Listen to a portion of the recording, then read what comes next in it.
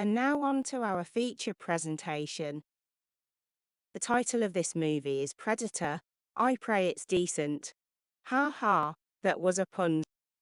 Here we see the same shit that was also in The Thing, proving that there are no original ideas anymore. These men are trying to find out the circumference of your mama. Either my picture's gone all wonky or that LSD I took is finally kicking in. Look at my hand. It's freaking me out. Here we see the light-refracting howler monkey. It wards off predators by covering them with strawberry jam. Oh God, it's happening again. I might need a bit of rest until the drugs wear off. Hello, I'm Dan. Sophia had to take a bit of a rest and will be back momentarily. For now, I will be your guest narrator. The laser-spitting macaw is one of the more dangerous creatures found in the jungle. Deforestation is one of the many issues that plague rainforest ecosystems. Here you see some locals harvesting the naturally occurring ectocooler. The rainforest is home to such diverse... Bloody hell!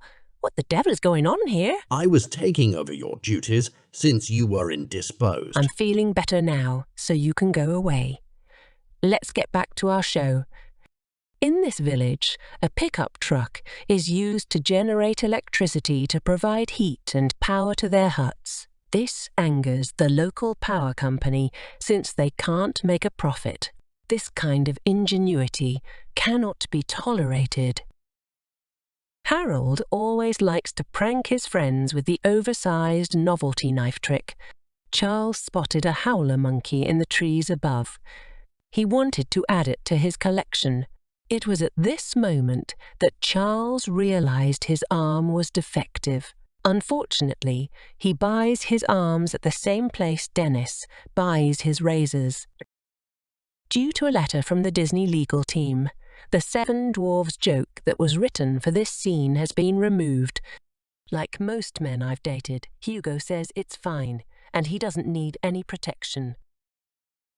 In an effort to confuse the monkey, he covers his chest in strawberry jam. This does nothing to attract the monkey, and Hugo disappears for the rest of the film. These poor people are running away from a very aggressive howler monkey. It finds them and flings its poo. Satisfied that they got the message, he leaves them alone for now. Tired from hiking, this poor man falls to the ground. "Get me a Pop-Tart," he says, with food in his belly and his energy restored. He takes a brisk jog through the jungle before having a go at the jungle's fun time happy slide.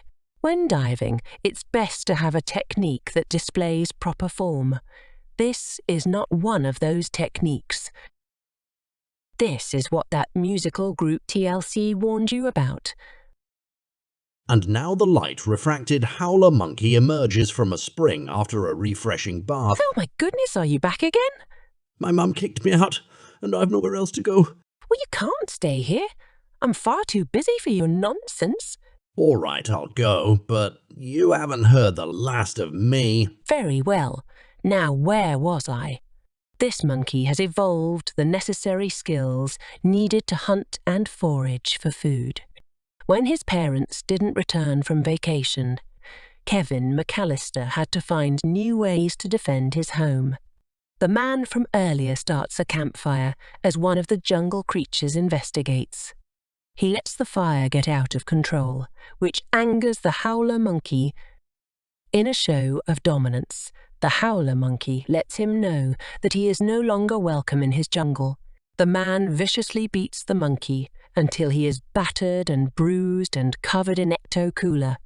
Defeated and scared for his life, the howler monkey sends a final text to his mother. It simply says, "I love you," to prove his dominion over all Earth's creatures. The man destroys the monkey's home and thus proves why humans are the most dangerous species on the planet. This concludes the movie recap.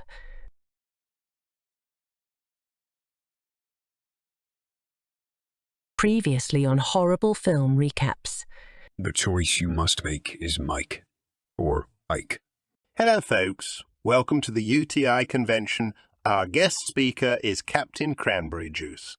I know I buried that dirt around here somewhere. And now on to our feature presentation. The title of this movie is The Day After Tomorrow, which according to my calendar is Friday. So I'm actually watching Friday the movie. Oh good, I'm a big fan of Chris Tucker, having drilled too fast and too deep. These miners didn't realise they had awoken an ancient evil. They did realise that to save humanity, Jack had to be sacrificed to appease the elder gods. Then they realised that Jack had to live, just in case they ran out of food. This man risks his life to save his movie posters. Young man, there's no need to feel down. Apparently your mum has gone for a stroll. Wilson wasn't interested in extending his car's warranty. The elder gods really started to hate humanity, but no one more than Dustin. This Nokia phone is the only thing to survive the attack. Poor Jim has to keep peddling or the space station will crash. These astronauts discovered the planet of giant cinnamon rolls. Hey, look! Dracula's castle! Oh, sorry, this is the other building filled with decrepit old ghouls. Bilbo Baggins hates this computer game and wishes he was playing Raid Shadow Legends instead. Arthur was really concerned that his car's extended warranty had expired. Luckily, this storm is only affecting the poorer communities. If you run this footage backwards, it's actually cleaning the Hollywood sign. This newscaster is reporting on the current state of aggressive pop-up advertisements. Los Angeles took a beating, but it's still in better shape than Detroit. Molly was concerned about the complete lack of Chris Tucker appearances in this film thus far. All the cool kids tune in to watch horrible film recaps. Except for this one nerd. These men are getting tired of Bilbo's unwanted advances. The tragedy of this scene is that Caillou is allowed to live. Today Tesla unveils its new fleet of self-flying helicopters. Michael has gone and done it. He's finally overdosed on icebreaker fresh mints. When I heard this movie had a big woman getting wet, this is not what I expected. New York has finally found a solution to their pesky homelessness situation. Anyway, here's Waterwall. This is a visual representation of our channel's viewership. The captain of this ship was cited for going the wrong way down 5th Street. These punk teenagers are teaching the uppity librarian that it's okay to burn books to keep warm. And if she doesn't shut her pie hole, she'll be next. Carl and Arthur always liked hanging out at the mall. Arthur asks Carl if he is interested in extending his car's warranty. Carl is tired of his nonsense. Having seen her injury, they have to decide where to cut off her leg so it's safe to consume. These rowdy punk teens break into the elder god's pantry and steal their emergency food supplies. Their vengeance is swift, in the form of the fresh sensation of the York peppermint patty. Knowing they are trapped, Bilbo gets these men drunk and will do what he does best. While using his bad joke detector, this guy stumbles upon a copsicle. Arthur and Charles were disappointed that the big wet woman turned out to be just a frigid old hag. These helicopters are delivering Sub-Zero Pop-Tarts to a grateful city. This concludes the movie recap. There was no Chris Tucker.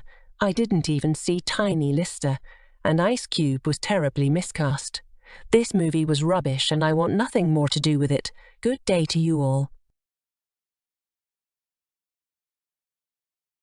Previously on Horrible Film Recaps. Ooh, I found the source code for The Day After.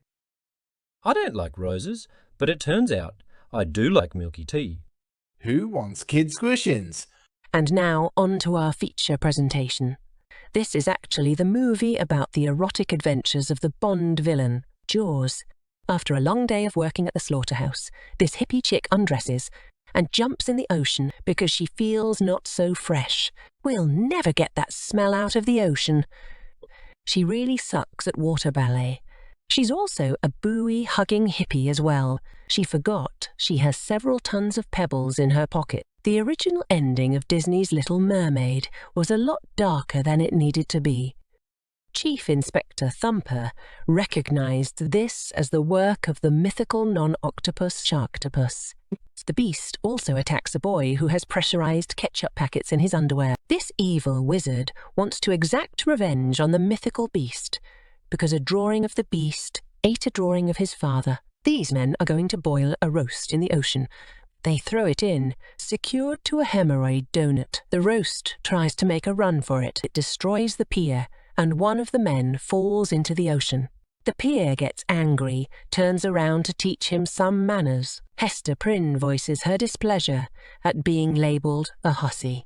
Roscoe and Thumper cut open another beast that they found under some couch cushions. I know, I put Luke in here last night. See, here's his Tauntaun's license plate. After digging inside the beast, around the clock for 3 straight days, Roscoe realised, wait, I think I put him inside of a platypus. Welcome to One-Eyed Willie's Playhouse. Roscoe and Thumper go to see the evil wizard for help. He's boiling beast teeth so he can lick them because it gives him sexual powers. Through the teeth and the glass, the floating fortress is on your ass. Finally, he sees the non-octopus Sharktopus. The evil wizard sends his minions out to chase the beast, but they would rather hide and frolic in the water. The Surgeon General has concluded that smoking is hazardous to your floating fortress. Roscoe is punished, put in his shame cage and sent to pick up trash on the bottom of the ocean. The Sharktopus tries to mate with the floating fortress to create a hybrid non-floating octopus fortress Sharktopus. The evil wizard doesn't want the beast to eat his new sneakers. Don't you have that in a suppository? Look at list. No, I want you to pull the thing out of my mouth with the stick. Oh, just give me the damn thing and I'll do it myself. This non-octopus Sharktopus is defective. Here we see the fledgling floating non-octopus Sharktopus fortress taking its first swim into a wider world. Finally freed from the dock, the angry pier wanders the earth, putting right which once was wrong. This concludes the movie recap. This movie made me a little bit sad. But if a non-octopus Sharktopus can find the value in human life, then maybe the evil wizard wouldn't have given up on his dreams of becoming a chimney-sweeping belly dancer. Good day to you all. Previously on Horrible Film Recaps. You didn't wash your hands. I've warned Jimmy to stay away from the human-sized blender. Hey, Kissinger, get back in your hole. And now on to our feature presentation. The title of this movie is Mad Max. I believe it's about a motorway in need of a shave. Either this film is colour-graded or it takes place entirely in Mexico. Today's recap sponsor is Lizard Squishins, now available in extra bold. This gritty Cars reboot focuses on Lightning McQueen's life after racing. Oh no, looks like those Duke boys are in trouble again. 1877 Cars for Kids. Donate your car today. The American healthcare system has really taken a turn these days. This man is very much opposed to having a prostate exam. At least the doctor makes sure the proctoscope is warmed up first. His milkshake brings all the boys to the yard. Clearly, somebody has been ignoring the no rough housing sign posted at the local pool. In this recipe, you add 1 cup of flour and then cover the back fat to lock in the flavour. We're lucky his chest plate is transparent and his codpiece is not. Captain Horatio Horseteeth puts on a smiling face to hide his crippling depression. Here we see the unwashed masses becoming well-washed masses. As foretold by C.W. Acall, this is the legendary Rubber Duck. The cast of Grease performs one of their musical numbers. Rubber Duck has only 28 hours to deliver this shipment of lizard squishins, now available in Cool Ranch. She sees Smokey's up ahead and decides to take an alternate route. This does not work, and the Po-Po are hot on her trail. They try to get her to pull over, but Percy the truck, being ever so stubborn, just won't listen. Meanwhile, Horatio and Cooter enjoy a nice cold glass of lizard squishins, now available in refreshing sriracha. Having discovered the hidden door in his closet, Horatio is disappointed that he's not in Narnia. Snitchy McCallahan watches Mad Max Fury Road through his viewfinder. The captain loves that movie and wishes to be in it. At this point, I think we're all a little tired of roadway construction. In these tough economic times, Roger would take any job he could, even if it was just being a part-time hood ornament. As they approach the continent-spanning stink cloud, she covers her face to avoid breathing in the fart gas particulates. Instead of taking Percy to the shop, Rubber Duck tries out some percussive maintenance. After a wild night with his flatmate Gilligan, Roger wakes up covered in Cheeto dust. Roger is confused when he steps onto the set of a 90s rap video. Percy, being a bit of a wanker, decides he doesn't want Roger to drive. It takes a woman's touch to get his motor running. Captain Horseteeth attempts an inverted corkscrew, but can't stick the landing. "Bollocks!" he yells, upset that he broke his mannequin. "Come see the monster truck rally. It's this Sunday. Driving a modded vehicle and shooting guns while blindfolded. This man is living the American dream. Atreyu holds onto the tree, hoping the Ancient One doesn't blow him off it again. Having spilled syrup on his head, Roger washes it off with some lizard squishins, now available in fruity tuna. Poor Rubber Duck, she just remembered that she left her cell phone back home. Percy says that he's done working for the man and decides to take an early retirement.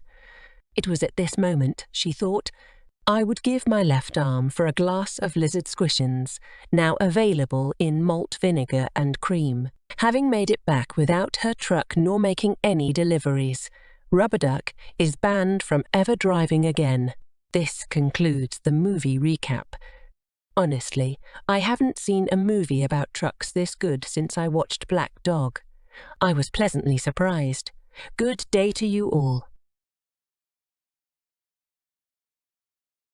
Previously on Horrible Film Recaps. Will you kids knock it off? That's it. Go to your room. Please help me assemble this IKEA bookshelf. And now on to our feature presentation. The title of this movie is To Kill a Mockingbird, which is easy, just grab it by the neck and shake the little This man caught a whole mess of cats, calls them good eaten. Young Tarzan comes to their rescue. Beaumont, high above in his blind, spots the enemy and wants to kill it. Not this woman, but the mockingbird. Beaumont spots one of them, Lettuce Lane losers. Katniss tests the latest Tesla model, and it goes as well as they would hope. And another triumph for humanity. The kids forgot that their flaming bag prank is still under their bed. The covert operation sends them deep into Viet Cong territory. Their intel suggests that the POWs are being held here. Not seeing any prisoners, Beaumont is unaware of the sentry behind him. He uses tactical maneuvers to evade the guard. They need to get his pants off before his travel size bottle of napalm explodes in his pocket. But I must remember that this is not a Nam flashback. But the kids could have been staking out the mockingbird's lair. Beaumont sells life insurance to the other kids in school. Sometimes it's hard to get kids to think about their future. But Katniss has a gentle approach. This dog has boogie-woogie fever. And this town has been boogie-woogie free since August 6. Beaumont's drunk and angry chauffeur is drunk and angry tonight. I think Beaumont is waiting for the mockingbird to claim its next victim. I mean, I haven't seen it yet, but it has to be there. It is in the title of the stinking movie. Did Beaumont find a trophy from the mockingbird's latest victim? Katniss clawed her way to Employee of the Month. The kids discover they are to be the mockingbird's next victims. Once a day, give your tree a heaping trowel full of oatmeal. To keep its bark smooth and shiny, Beaumont has found lots of trophies that the mockingbird has taken over the years. Always keep your loaded lamp in the closet, out of reach of children. A mob of angry Star Wars fans show up at George Lucas's doorstep, demanding answers. To lure it out in the open, Katniss is disguised as the mockingbird's favourite prey. the genetically modified ham that's made with tasty science. Katniss uses her ham sense and lets Beaumont know something's a-lurkin' behind them. Then whammo, I think the Mockingbird is attacking them. I mean, I haven't seen it yet, but it has to be there. Beaumont lay there in a pool of his own grass. Oh, so she gets to see it. But I don't. I was promised a mockingbird killing and I ain't gonna get one. Wait, are they finally gonna show me the mockingbird? Damn it. This concludes the movie recap. There was no mockingbird in the movie. I feel like it was mocking me, trying to make me look like a fool. I'm gonna find him and kill him myself, shooting him in the butt. Oh, wait, I'm chained to the table. Good day to you all. Previously on Horrible Film Recaps. Why are you suing your parents? Because I don't want to give up my skin. Hey, horseman, heads up. So you admit you murdered your husband because he ate the last taco? I admit nothing. And now on to our feature presentation. This is the Predator ship landing on Earth. Hold on a second. I think I'm watching the wrong movie. Okay, now I've got myself sorted out. The name of this thing is The Thing, which is a movie of some sort.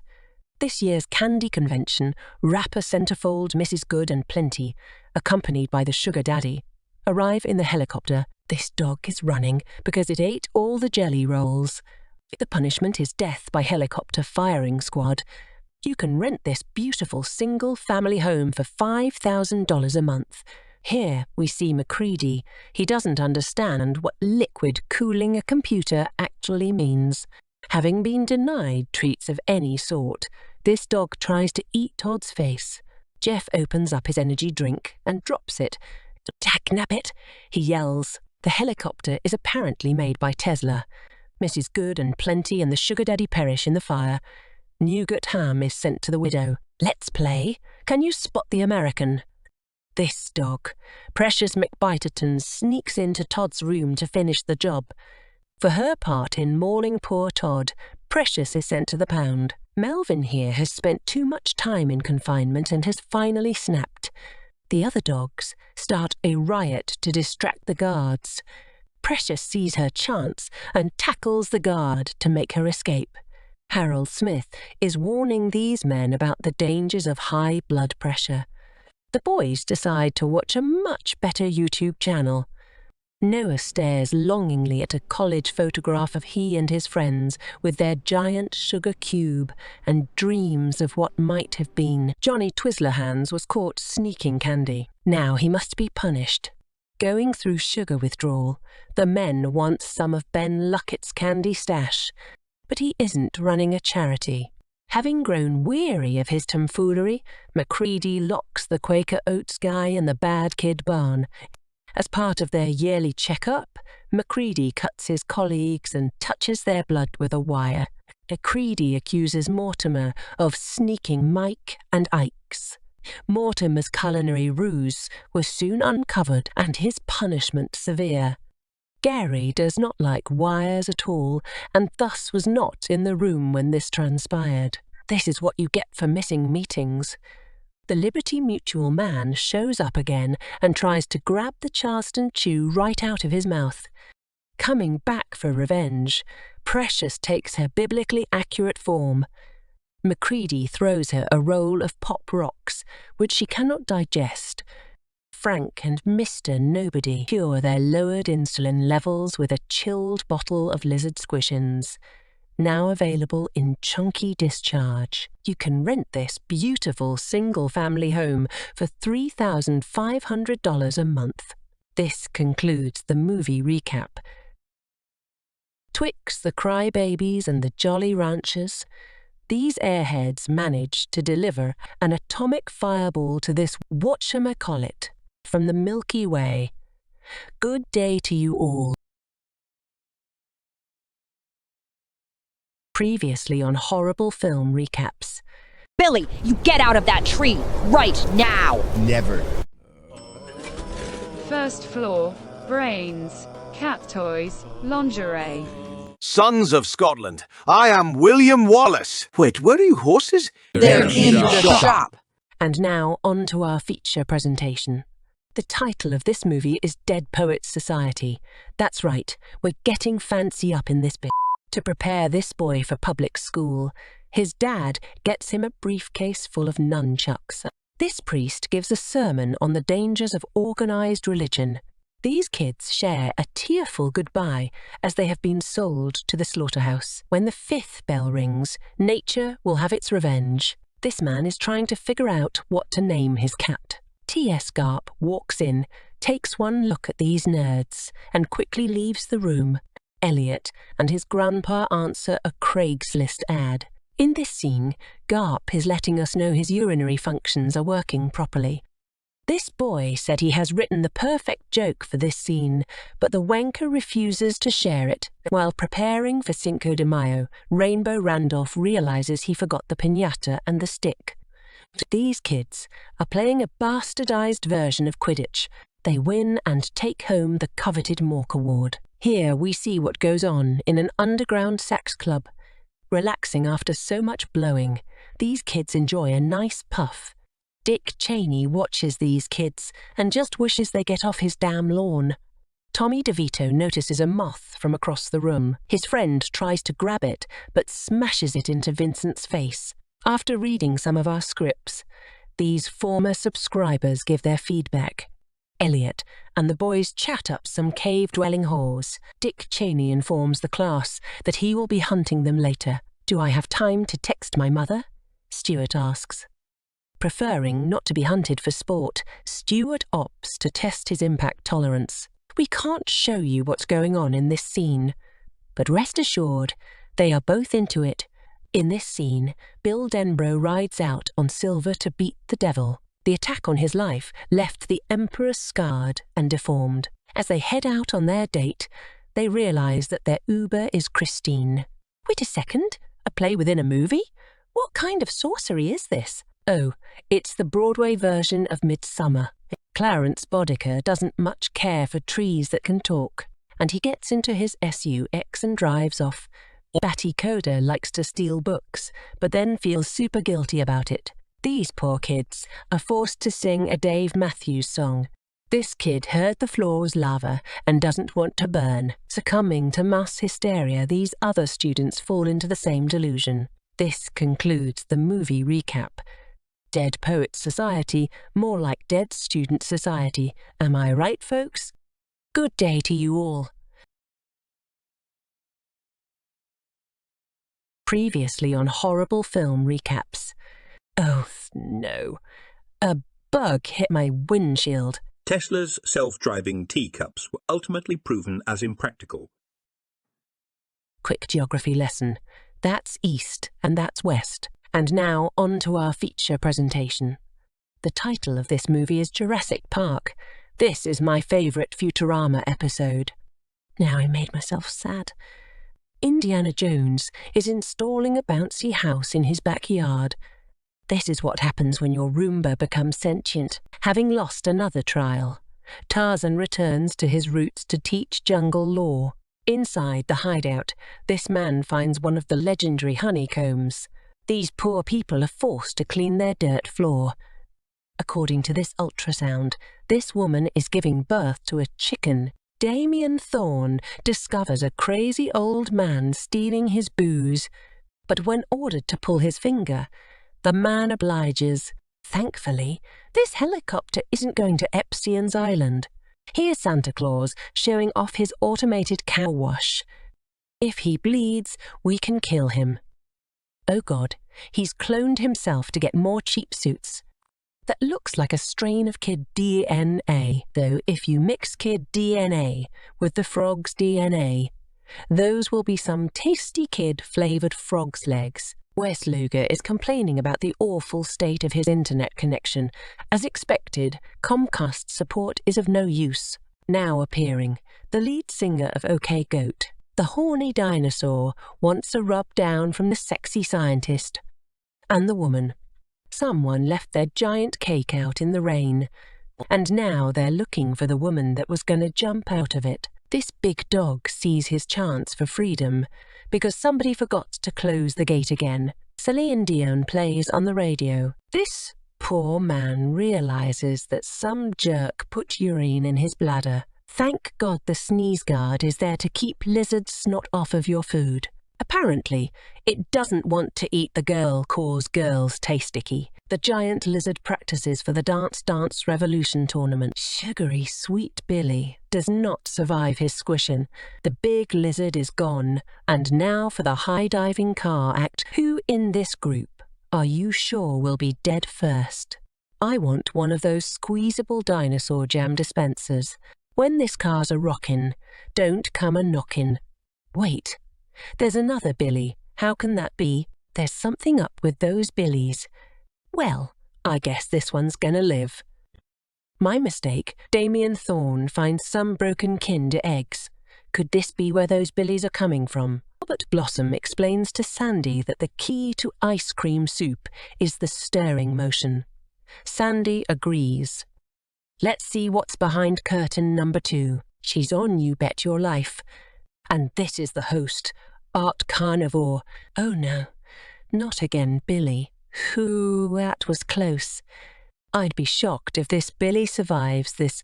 I guess I spoke too soon. David is bored with his job as a paperweight after being told to stay off the countertops. The lizard decides he's had enough of this Billy's whining. The little girl is, A, saving her own arse, and B, letting them work things out. This lady is forever scarred by what those Ewoks made her do in the shield generator. Indiana Jones finds love at first sight, and the ravaging begins. Turns out he does like snakes. The girl decides she's done with these shenanigans and decides to play Sim City instead. The sexy scientist inquires about those Billy-shaped eggs he found earlier. Beardy Head explains it was more cost-effective to clone an edible Billy instead of feeding goats to his lizard friends. I know it's coming. There it is. And good night. Oh, they cloned a thesaurus. Jump scare. Having failed spectacularly at saving Billy, this man is glad that, at least, he will be easier to clone than goats. This concludes the movie recap. This movie gave me pause to consider the ethical considerations of cloning human beings as foodstuffs as inherently beneficial. However, the conversion in medium of ice cream into soup was a line that man was never meant to cross. Good day to you all. Previously on Horrible Film Recaps. Are you sure this will fix my eyesight? I didn't dismiss class yet. I said take your seat. 3, 2, 1.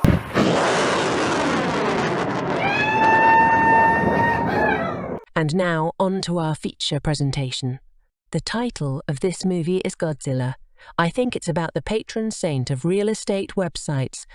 This is where they set us up the bomb. This whirly-bird is surveying its vast vegetable garden. Deep within the broccoli mines, the farmers discover some of their stock has gone missing. Having trouble with the race, this man is frantically calling the Nintendo hotline for tips on how to beat Excitebike. These men are very excited about the newest edition of Sexy Technician Monthly. These scientists are getting ready to read posts on 4chan. This goober ignores his co-workers and goes straight to playing Excitebike on his NES. Wally White loves to tease his co-workers. It's coming through now, Con, he says, as a torpedo hits the Enterprise. This cruel man gives his wife the mother of all Dutch ovens. Without internet, this teacher realizes she has no lesson plan and kicks the kids out of her classroom. While undoubtedly a waste of taxpayer resources, sending these soldiers on a snipe hunt is, objectively, hilarious. After becoming human, Ariel wished to return to the sea, but the sea was like, hell no. This good boy summons Neptune to release him from bondage. Once freed, they use the power of the sea to hound his tormentors. Damn! Godzilla's got cankles. Oh, great, our first epic battle, and we're stuck babysitting Timmy. These soldiers are looking for the lost vault of lizard squishins, now available in moist melanoma. It was a one-eyed, one-mouthed, helicopter-eating monster mountain. That train is the bomb! Yo! Welcome to downtown Detroit, home of the palm tree. Come one, come all, to the slightly burnt cargo sale. At the corner of open field and burning plain, the quick brown fox ran past the dead couch and body. Non-Mary Kate, or Ashley, uses her wand of vision to stop the bus. The barricade's horoscope said you will be in the wrong place at the wrong time. Since firing at his groin proved ineffective, the kids on the bus say thanks for nothing. Send the barricade's widow a ham. These children realise that they are actually on a field trip to an Alfred Hitchcock film. Don't mix pop rocks and soda. This scene inspired B.J. Thomas to write, "Airplanes are falling on my head. Godzilla finally makes an appearance. Oh, for the love of Benji." Swanzilla pulls off a perfect swan dive. This woman has female on the back of her jacket, so the men know what she is. This man wants to know where his sponge cake went. He left it right here. This man's job is to guard this mound of sugar bags. Soldier Dan is thrilled to have discovered Calamari Cavern. Being veteran gamers, these soldiers know to always aim for the glowing spot during a boss fight. With one brief cameo, the filmmakers can now legally refer to this movie as Godzilla. Because he believes, Tinkerbell comes to his aid. This concludes the movie recap. This has been the recap for Godzilla, or as they call him in Japan, he who isn't appearing in this film. I haven't been this misled by a movie title since life is beautiful. Good day to you all.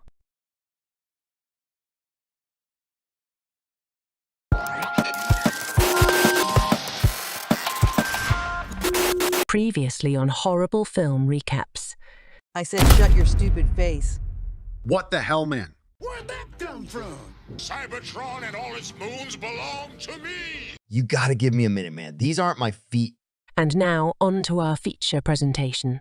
The title of this movie is, oh my god, this is taking forever. Let me just... The title of this movie is, eventually, The Terminator. I heard it's about a robot that is treated unfairly. Our story begins in the utopian future of 5 years from now, where robots coexist peacefully with humans. What's this? Writing? I'm a recap robot. If you want a reading robot, then build one. Thor forgot his Mjolnir, but brought his other hammer instead. Terminator character pack, now available for Mortal Kombat. No precipitation, but it is raining men. A dirty alley is the best place to find the latest in hobo chic. Shoplifting and evading police, just do it. Waldo is easy to find now that he's on the American diet plan. The robot uses advanced keyless entry technology to procure a vehicle. This boy takes a spoonful of snot and deposits it in the nearest receptacle. This gun comes with the laser-scoped pointy scalpel attachment. Now he'll never know what Gentle Ben wanted from the store. Mini truck driver Earl leaves his semi-cab in a no-parking zone. Since being fired from laser surgery school, he doesn't know how to switch from gun mode to laser scalpel. That's a really nice map there. It would be a real shame if somebody put pins in it. That door is fantastic. Oh, that's right. Flea meatbags. Go get 'em, Terminator. All this time, he thought power came from the laser-scoped pointy scalpel attachment, but it was inside him all along. These officers show they have the perfect tactical gear to protect from robots, but it doesn't come in women's sizes, so they put it away. Keyless entry for the win. Take that flesh stick. Did that coat just vibrate? Magnificent machine uses his expanded weaponry to make short work of these humans. According to the owner's manual, this is the proper way to drive a pacer.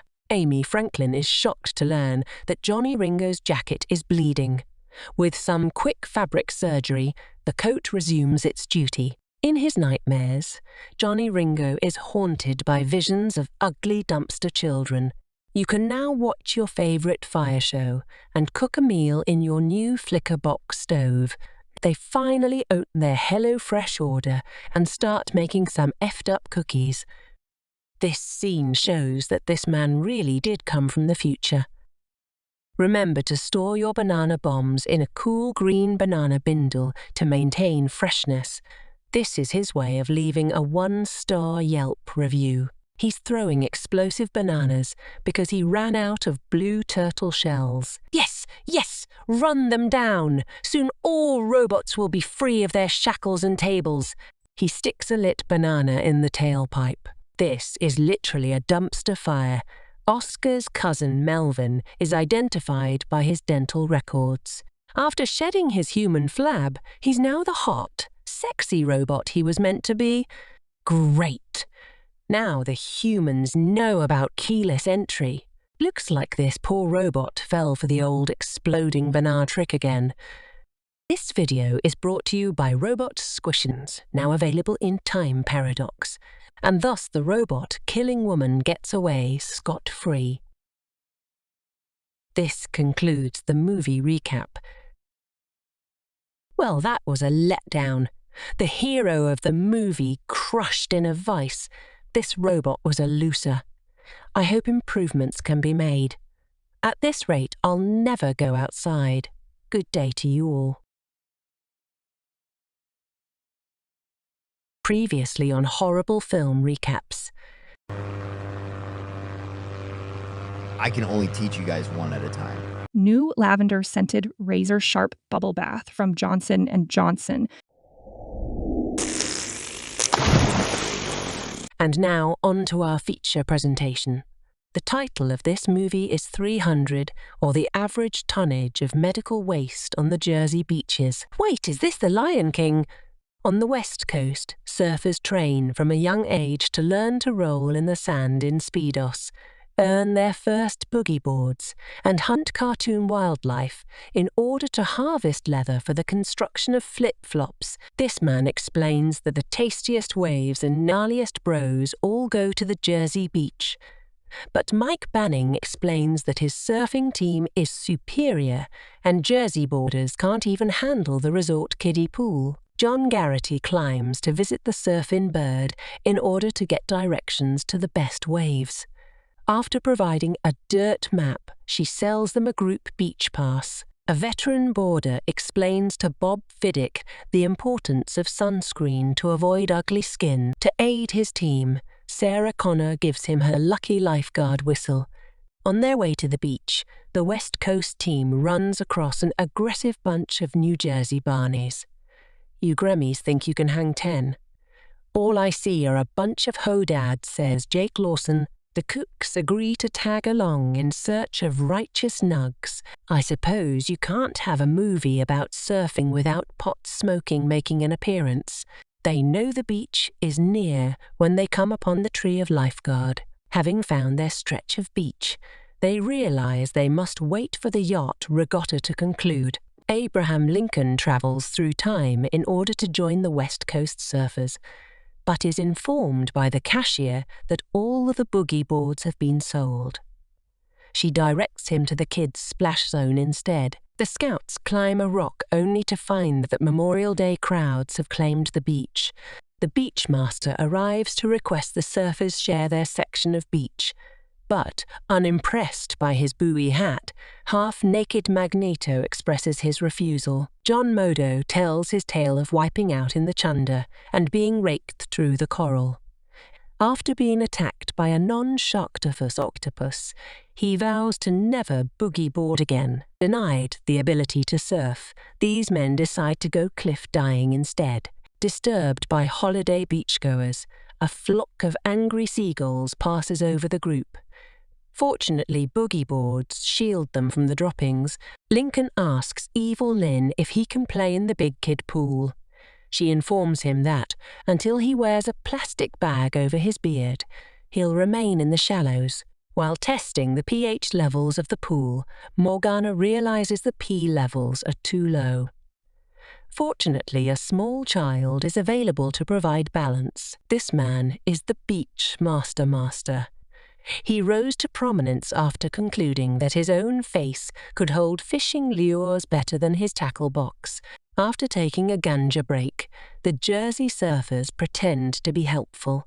Having left his bat shark repellent at home, Batman returns to his cave. Hong Kong surfers, #1 super guys. The Duck Dynasty boys want to do some blast fishing, but boogie boards are designed to repel exploding coconuts and phony beards, so they're driven away. Unfortunately, none of these elephants are named Dumbo. Half-naked Magneto shows Wolverine and Deadpool who rules the surf. At the evening weenie roast, Crooked Rambo informs the angry leprechaun that he didn't bring enough buns because he doesn't have pockets. Time-travelling Abraham Lincoln is happy to attend a play in an era where firearms don't exist. Fred Casely has Mama seized for not manning her cash register, but Abe releases her with the power of emancipation. This man refuses to release his paddle because he still has 2 remaining payments on it. Their bodies and boogie boards were no match for the sepsis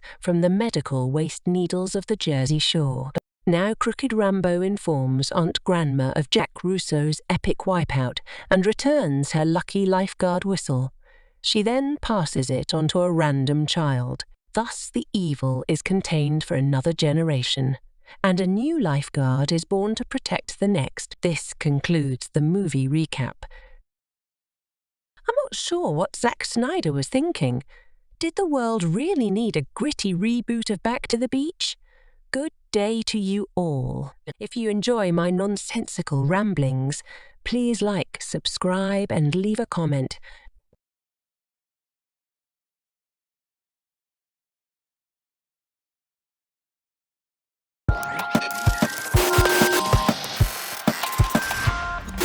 Previously on Horrible Film Recaps. Have you ever felt Kafkaesque? Oh no, not my astronauts. Ready for sleeping bag test, Sandy? No. Too bad. And now on to our feature presentation. The title of this movie is The Wolverine. I heard he's supposed to be short, but in this film he's played by a huge, jacked man. There's a bird and a plane, but where's Superman? Meanwhile, at the K-pop labor camp, a guard asks Wolverine to put the lotion on its skin, lest it gets the hose again. Then he informs these men about the release of the new Taylor Swift album. Some of his fellow guards decide to take part in a round of interior sunbathing. You can rent this luxury Russian apartment for 8,000 rubles a day. After checking in with his best friend Yogi, Logan heads to town to fetch a picnic basket. Unfortunately, the only items the local Piggly Wiggly is willing to sell a homeless man are pickled wieners and Zima. On his return trip, Patch finds a wounded Harry, yet no sign of the Hendersons. Cosplaying as Hagrid, Logan tries to show off to his friends, but fails miserably at his wandplay. After calling for an Uber to take him home, Logan realizes he's on an episode of Canadians in Cars Getting Katanas. Mariko tells Patch that he's won a first-class trip to Tokyo for being the first Uber passenger to not vomit in her car. After landing, he decides to take a tour of Product Placement Way. With dawning dread, Logan realizes that he's taken a fatal wound to his tank top. His wounds are dressed. Wolverine is accosted by the fashion police, who take umbrage at him being underdressed. You will believe the homeless can fly. Their differences settled, Patch takes a tour of the Whirlpool building. Exhausted by his journey, Wolverine visits the apartment vendor and chooses the nerdery off the menu. The next morning, he visits the dental veterinarian to have a new tank top surgically installed. In a superfluous flashback, Wolverine explains to this young man that the inscription on his sword reads, "This side up." Logan then learns that his Uber driver has accepted a position as Japan's Ronald McDonald, tagging along on a McNugget delivery. Wolverine admires this man's impressive neck belt. Seeing no tip, Ronald delivers a fresh McRib. Without enthusiasm, Logan takes umbrage at the missing gratuity and says so. The man apologizes and offers to show him the impressive neck belt. "That joke was 2 scenes ago. replies Logan as he delivers a knuckle sandwich. The neck belt fad persists, however, as an aggressive marketing campaign using personalized delivery begins. Responding to market trends, Lizard Squishins Productions hires a spokesmodel of their own. In the room with the comic book walls, Wolverine reenacts his favorite scene from The Matrix. Local spokesmodels resent new talent and attempt to cut Ronald McDonald out of her contract. Logan decides to stop posing as Neo and helps her. That's going to leave her... Oh, never mind. Knowing that Wolverine is immune to stabbing, he tries his ultimate gambit, a stabbing... Okay then. Having recently molted, the Lizard Squishins lady gives a tour of the factory. The needlessly complicated catwalk is a fan favourite. In the Lizard Squishins mix-in room, scientists are hard at work on our newest flavour, Cool Whip and Gravel. People are excited to learn about our celebrity endorser, Jet Jaguar. The tour concludes abruptly when the lack of guardrails costs us yet another tour guide. Fortunately, she landed on a safety arrow. Well, that display is just remolting. Jet Jaguar demonstrates his new flame-broiled nail clippers. Lizard Lady is frustrated that her McFlurry didn't arrive. When Ronald informs her the ice cream machine is down, a fracas ensues. Ultimately, however, Lizard Lady decides it isn't worth it and beams back to Vija, finally learning the art of flame broiling. Logan decides to put an end to this spokesmodel tomfoolery. Tired of the life of a burger clown, Ronald says goodbye to take up Ubering once more.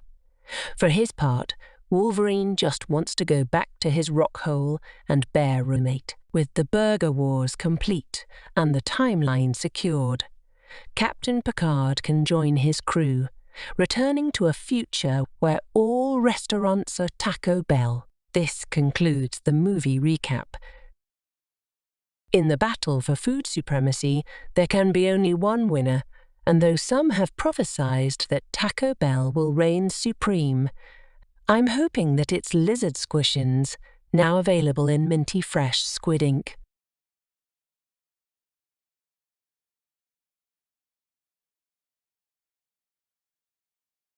Previously, on Horrible Movie Recaps. Why are you suing your parents? Because I don't want to give up my skin. Greetings, I am a shark. I think I soiled my pantaloons. Hey horseman, heads up. So you admit you murdered your husband because he ate the last taco? I admit nothing. And now on to our feature presentation. This is the Predator ship landing on Earth. Hold on a second. I think I'm watching the wrong movie, okay? Now I've got myself sorted out. The name of this thing is The Thing, which is a movie of some sort. A dog runs from a helicopter. It's running because it ate all the pizza rolls. The punishment is death by helicopter firing squad. You can rent this beautiful single-family home for $5,000 a month. Now we see McCready. He doesn't understand what liquid cooling a computer actually means. Out of pizza rolls, the dog tries to eat Todd's face. Jeff opens up his energy drink and drops it. Dagnabbit. He yells. The helicopter is apparently made by Tesla. Let's play. Can you spot the American? The dog searches for pizza rolls and possibly finds some in this room. The dog joins his friends, none of which have any pizza rolls either. This upsets the dog and bad things happen. As it turns out, Harold Smith is keeping the pizza rolls for himself. The boys decide to watch a much better YouTube channel. Elliot touched the pizza rolls before they had a chance to cool down. Now he must be punished. The rest of the group want Ben Luckett's pizza rolls, but he isn't running a charity. Having grown weary of his tomfoolery, McCready locks the Quaker Oats guy in the timeout shed. McCready wanted to know who has been sneaking pizza rolls, so he cut everybody and touched their blood with a wire. Mortimer's culinary ruse was soon uncovered. He's made a terrible mistake and his punishment severe. Gary did not like wires at all and thus was not in the room when this transpired. He was negligent about testing his blood sugar. This is what you get for missing meetings. The Liberty medical man shows up again. Talk to the hand, he says. This angers the dog further, and he takes his final form. Macready gives him a pizza roll. The dog explodes with happiness. You can rent this beautiful single-family home for $1,500 a month, and that concludes the movie recap. This was a terrible movie, the plot was rubbish, and I wash my hands of it. Good day to you all. If you enjoy my nonsensical ramblings, please like, subscribe, and leave a comment.